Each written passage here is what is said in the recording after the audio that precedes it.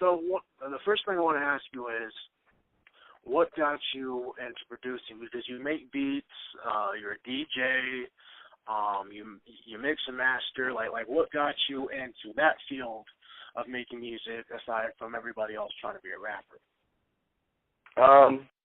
Well, I started DJing when I was like 16, and from there it was real natural with making beats because I would be at like house parties and people would be freestyling, and you know I would be playing instrumentals off records, and then I wanted to learn how to make those instrumentals that I was playing. Like I just wanted to dive full into what I love so much, you know, like the beats and everything. So I had a real shitty computer. I had a real shitty drum machine, so I just kind of like utilized what I had at the time to just kind of start making beats, and slowly over time just got more and more like, you know, up to game with better sounds and better stuff, better styles and shit. And that's what got me into it. It just went hand in hand with DJing and hip hop. Hell yeah. So, like, what other producers do you, like, look up to, like, are there, like, underground producers you were listening to? Because, you know, you grew up in the digital age, you know, like the rest of us, so there's a lot of cats you were looking up on, like, Facebook and probably even MySpace back in the day, YouTube and shit like that, or was it more you aspired to be, like, one of the bigger producers, like you know, Kanye or Dr. Dre or something like that? Like, who? No, I was really into producers like DJ Shadow. I'm into DJ Shadow, RJ2, DJ Premier, Pete Rock, of course, you know, just like, I love boom bap hip hop. I love like, just raw shit, you know what I mean? Sample bass. I was a big fan of sample bass hip hop coming up and shit, so MPCs, like, that was my first actual non-digital piece of beat making gear was an MPC 1000. Just got into sampling vinyl and shit. But yeah, I feel like DJ Shadow was a huge influence. DJ Premier. Oh yeah, definitely. So, and here's where we're going to the whole funk volume thing. How did you hook up with them? And you know, I really just kind of want to know because I'm just kind of curious how they did. Did you seek them out? Did they seek you out? Like, did they see you at a show? Like, how did that go? I hadn't even. I was unaware of Funk Volume when I first got in touch with the owner, Dame. He's like the owner and the manager. I was just like, I had a weekly in my city. I grew up in the same city as Hoppin' and Swizz. I just didn't know them, but they live like, I mean, very, very close to like where my studio is, where I grew up. So like, I was just doing shit. I had my own little label called Broken Complex. We put out artists and own records back in the day. So I was, you know what I mean, on like a small scale. And they were just getting like demands to do a tour. Hobson was doing his first tour for his Raw album. Yeah. And then, so he dropped Raw. And I think like the How You Like Me Now video had just came out. Mm-hmm. And then I just got an email forwarded to me from my homie who's part of Broken Complex, like, and it was Dame reaching out, looking for a DJ. And then I was just like, yeah, come through, you know, come to my gig. And he came by and I met him. And then I had a rehearsal with Hoppin' Swizz, and we were just going to do a local show, and then do this tour. And we did the shows, man, and they were dope, you know what I mean? And then over the tour, you know, it was like a month and a half or something, and we just ended up getting a really good live show down and just getting a good energy on stage and all that. So I just ended up rolling with the team. Like, they signed Izzy and they announced me as being signed at the same time, just because, like, they were like, yeah, keep, you know, like, we want to keep doing shows with Hoppa. We want Hoppa on board like that. So, and of course I was down because that I Am Raw tour was just a whole different experience. We had no idea Hobson. Like, first of all, I had no idea he was such a good performer. You know, like, before I went on tour with him, I was like, from the jump, I was just blown away and stoked to be DJing for a really, really talented rapper. And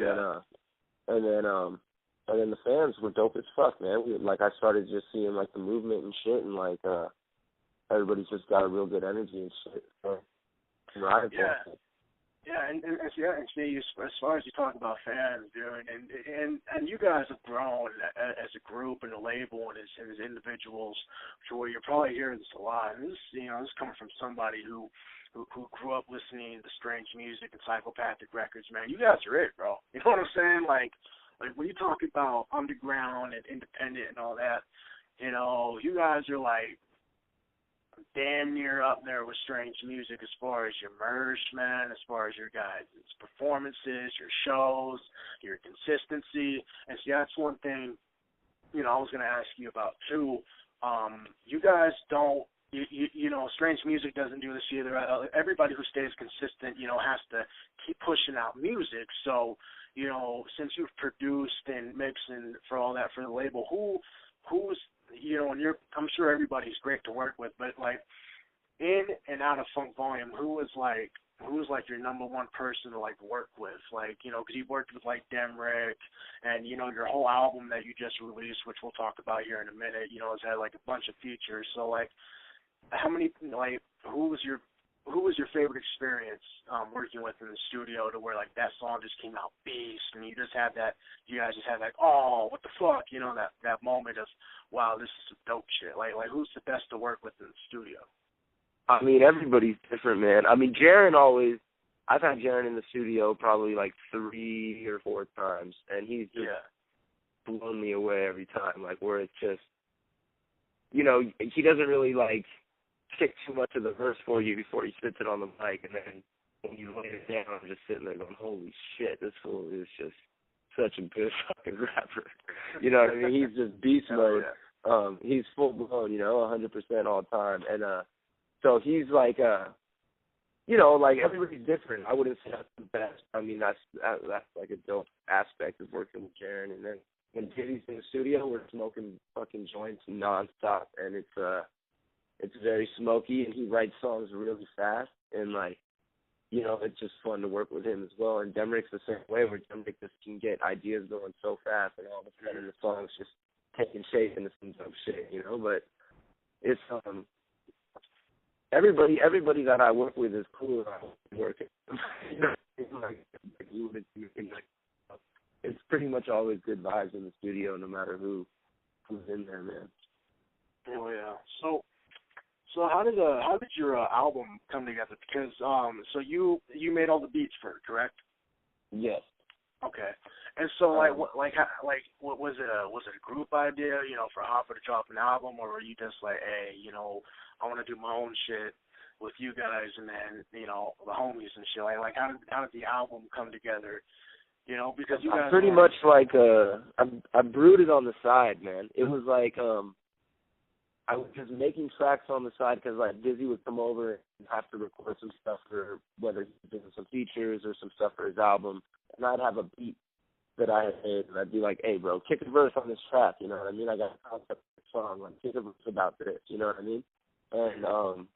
And then I would email that song out to somebody and be like, yo, I got this concept for this track, I want to use it for a project, and I kind of just made it on the side without really telling the label or anything. I mean, I told them I was working on music, but I wasn't like a priority necessarily, or even SWAT, you know what I mean? And then I finished the record, and I got the artwork done and everything, like that animated video, all that stuff I kind of set up on the side, and then kind of approached Dame and was like, yo, Dizzy's dropping his album this day, and Jaren's dropping his slow motion project this day. What if you took a listen to this project and we slid it up in there? You know what I mean? Kind of like, see what you think of it. Because I'm kind of like, I started out hired as just a DJ. I'm kind of like just trying to like get in where I fit in. You know what I mean? Right, so I did, and I put something together, and he was fucking with it, So like they're giving me the whole release treatment. I got a couple videos coming out for it. I think one video just dropped today with Jaren, Demrick, and Swizz. So yeah, man, I'm really happy to be part of the pipeline of like music coming out from Funk Volume this year. Oh yeah. One thing I wanted to ask you about, and this is something which is great about interviewing you, I can ask this because a lot of MCs, you know, don't really know how to explain it as well as I like to hear it. What's your biggest, as an engineer, and I'm sure you do your own setup or at least help with the setup and stuff like that. Like, what's the biggest pet peeve that you have when you're doing a live show? Like is it the venue not having their shit together? Is, you know, you guys forgetting something on the bus? What can not fuck up a show but make it a little bit more difficult to run everything smoothly when it's not done properly? I mean, definitely the sound. I mean, if you don't have a good sound, man, because we're not. I don't know about what the tours are going to be like later this year, but we haven't yet traveled with our own sound man or our own speakers and shit like that. Mm-hmm. So we're kind of like, we're at will of whatever city we're in, whoever's working that venue that night. Like, our show is in their hands. You know what I mean? So, like, yeah, it can be amazing one night, and the next night it could just be like, sound like dog shit on stage. What the fuck is going on? You know, like, but you know, as the shows get better and the venues get better, the sound gets better. You know what I mean? Like, yeah, less and less we have to deal with really bad sound. But and usually when we're doing like a big tour, you know, the sound is consistent. It's more on like you just show up and do a one-off show, like at a college or some random show. You may not even know what the setup is, you know what I mean? And the music you don't get a sound check or anything, and then you're just like, fuck. If the sound's not right, you're fucking pissed. You know what I mean? Everyone's kind of bummed out because it doesn't feel right if it doesn't sound right. And then but other than that, man, pet peeves, dude, I'd say like fucking dude, like if you know when people run up on stage and shit. Yeah. I don't even trip on that, but if they run up on stage and bump into my shit, bro, like hit the turntables or something like that, I just want to throw them off the fucking stage.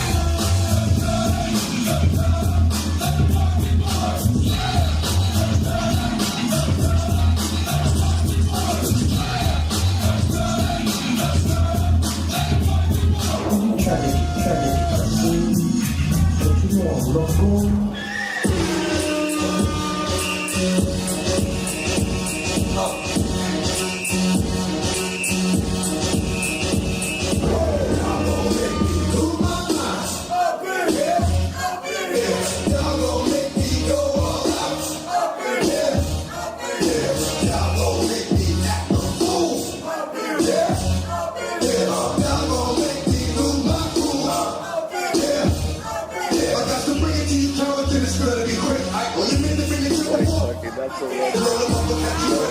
Even Jared could probably do on stage, and then he'll be the one to like trip over the power cable and unplug the whole shit, or he'll be the one to knock over a fucking PVR right on the turntable. And I'm like, you son of a bitch, you know.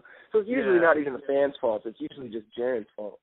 So my biggest pet peeve is Jared Benton fucking my shit up. That's my biggest pet peeve on tour. Hell yeah. So when you're on tour with the guys and you know you guys are sitting there chilling before a show, like how do you guys do meet and greets and all that? Yeah, all the time, man. So what's your craziest? What was your in a Hoppa's point of view? You know, because I'm sure Hopsin and Dizzy and Swizz and Jaron, they all have their crazy moments. But like, what was like a crazy moment where a fan just walked up to you and you're just like, it was either really tired or it was just like, get the fuck away from me. I mean, I'm never really like. Usually, when fans come up to me, you know, they're super cool, man. They either want to like smoke a joint or just talk about music and shit, man. I'm like trying to think of a fucking interesting moment where I was like, yo, get this fool away from us. No, it's like never been that. It's never been that like aggressive for people who've been like, you know, pissing me off or anything like that. You know, everybody's cool. Well, people will say like funny shit. People will come up to me and be like, "Damn, Hoppa, no one ever comes up to you." And then they're like coming up to me and shit. I'm like, "This is funny as hell." And they'll be like, "Damn, Hoppa," you know, like they'll say some shit like that. I'm like, "Well, you're coming up to me right now, bro. What's up? You know, like how you doing?" Fucking it's all fucking pretty chill, man, with the fans. I haven't had a moment where I've been like, "Get this fool out of here." No one's done anything stupid yet. Okay. Oh yeah. So what other independent artists, if it was your choice, you know, that you would probably put on the team? Because like I said, I noticed, because me being a fan and me just being an avid listener of independent rap, I don't like to say underground, because when you say underground, it makes it sound like you ain't never gonna make it. You know, it's independent because you don't need a major label. You know what I'm saying? So like, right. If you were to put somebody on the Funk Volume team, you know, if you were to talk Dame or Hop or somebody, like, what's some of these independent artists that you've seen? You know, because, you know, Demrick's with Battle Axe Warriors now. You know, shout out Demrick. You know, you got a couple of these guys on the CD.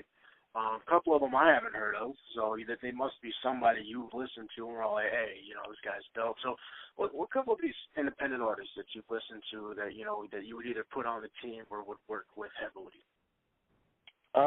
Shit. Let me think about it real quick. One of the guys I got on the record I'm really happy to get on was this kid Wax, and he's just like amazing rapper, really good lyricist and shit. And I definitely like his style a lot.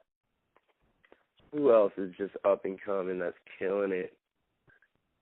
It's weird with Funk Volume because it's like a certain dynamic to fit in with the Funk Volume team. They got to be like crazy live performer and then at the same time just bars and be very individual at the same time. You know what I mean? It's like a real combination and shit. Certain styles of like MCs just wouldn't fit in just because of how it is, like the dynamic. I noticed I noticed you guys work with Futuristic a lot.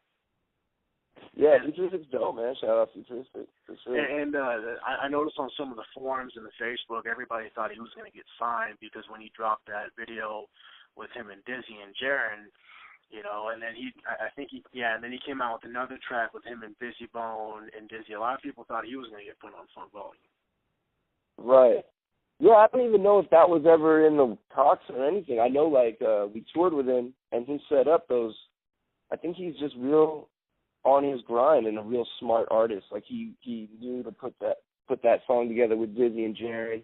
Plus, we were all on tour together. It just made sense to have a track. You know, usually that just naturally happens when you tour.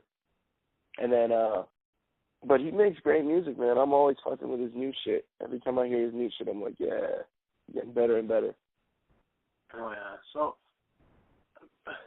when you're in the studio and you're going to like mix down a track and all that, like what is Hoppa's formula when it goes to mix down a track?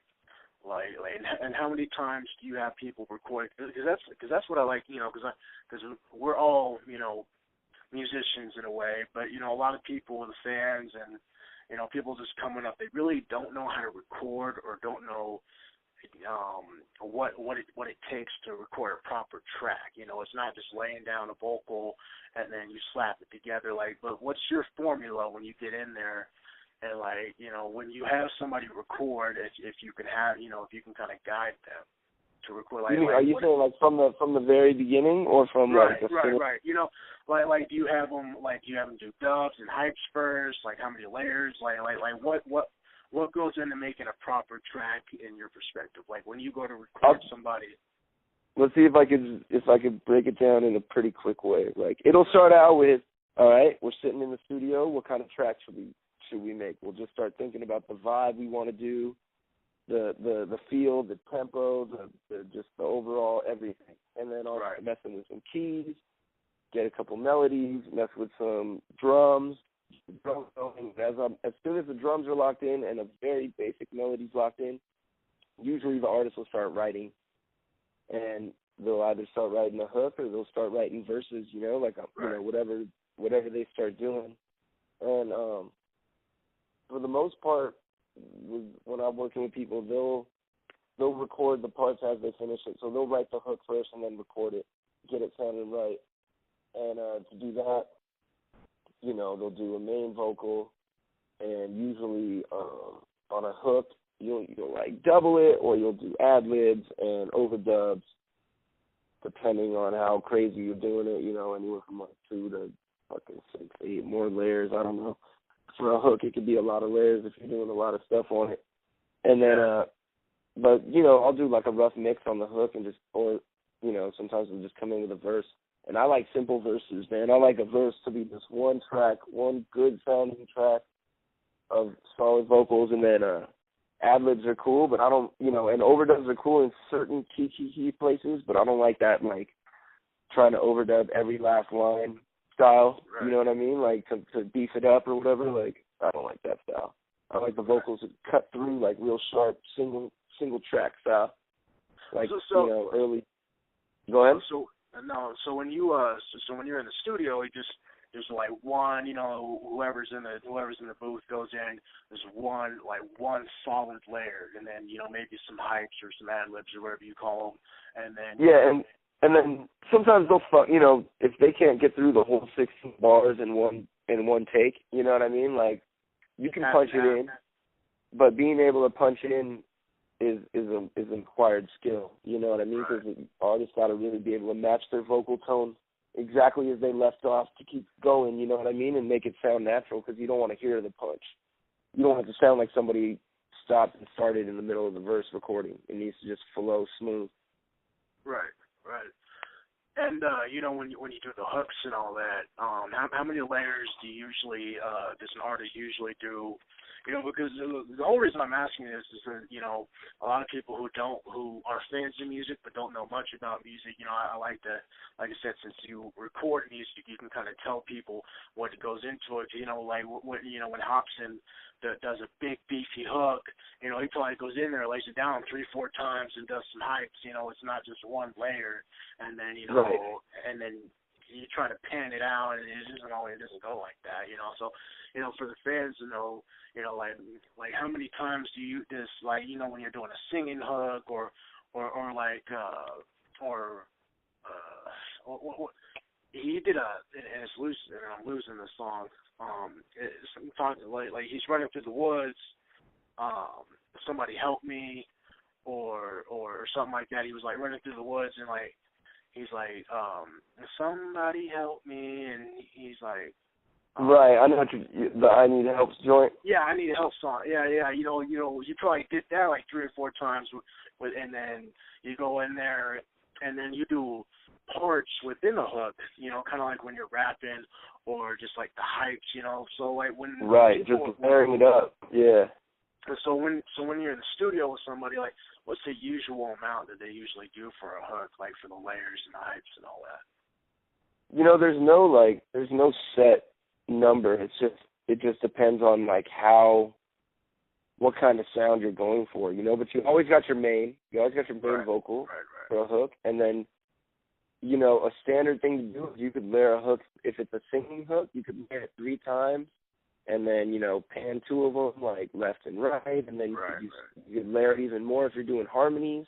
Then you go even more layers, and you just got to remember to EQ your vocals, shove off all that low end, all the frequencies that you're not using, so it's not muddying up your mix and shit like that.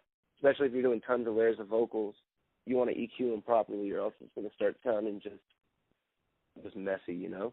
And you got to make sure that they line up, that you're syncing. Because if you're going to do layers, you just got to make sure that you layer exactly, or else it's going to sound garbled and amateur. You know what I mean? Yeah, hell yeah.